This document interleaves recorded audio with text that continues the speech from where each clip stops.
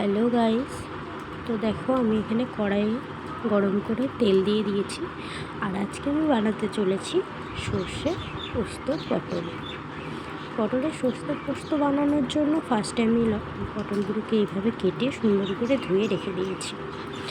এইবার আমি মশলা করে দেব। মশলাতে থাকবে আদা, সর্ষে, পোস্ত, লঙ্কা, কাঁচা লঙ্কাই দিয়েছি। তারপর আমি পটলটাকে সুন্দর করে ভেজে নেব। পটলটা ভাজা যেন হালকা হয়, পটলটা বেশি ভাজলে চুপসে যেতে পারে, সেজন্য তোমরা নর্মালি ভেজে নেবে। চুপসে গেলে ভালো লাগে না দেখতে, আমি হালকার উপরে ব্রাউন করে ভেজেছিলাম। তোমরা একটু ভালো করে নেবে। এবার আমি ব্রাউন করে পটলটাকে ভেজে নেব। আর পটলে সামান্য একটু নুনও দিয়েছিলাম, সেটা অফ ক্যামেরায় দেওয়ার জন্য তোমরা দেখতে পাচ্ছ না। তোমরা অবশ্যই লবণটাকে ব্যালেন্স করার জন্য দিয়ে দিও লবণ।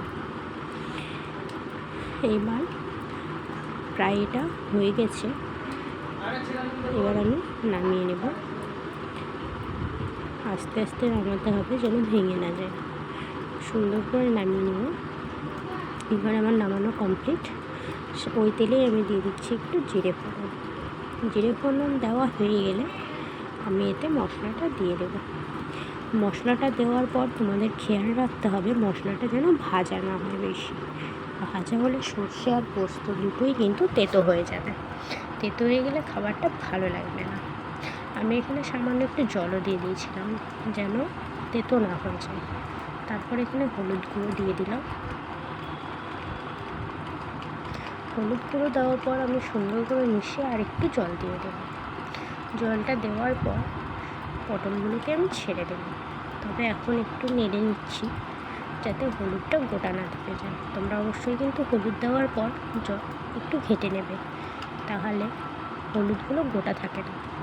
এবার আমি এখানে দিয়ে দেবো নুন দেওয়া হয়ে গেলে তোমরা ব্যালেন্স অনুযায়ী নুনটা দেবো। যেহেতু আগে এতে নুন দেওয়া ছিল, সেই অনুযায়ী ঝোলের নুনটা তোমাদের দিতে হবে। এবার আমি জলটা মিশিয়ে দিচ্ছি। জলটা মিশিয়ে দিয়ে আমি আস্তে আস্তে পটলগুলো একটা করে ছেড়ে দেবো। এটা ডান হয়ে গেছে। এবার পটলটা ছেড়ে দেওয়ার পালা। এবার আমি তোমাদের ভাজা পটলগুলো আরেকবার দেখিয়ে দিই যে আমি কেমন ভেজেছি। ঠিক এরকম ভেজেছি। একটা করে আমি এবার ঝোলে দিয়ে দিচ্ছি। তোমরা ওইভাবে দিয়ে দিতে পারো।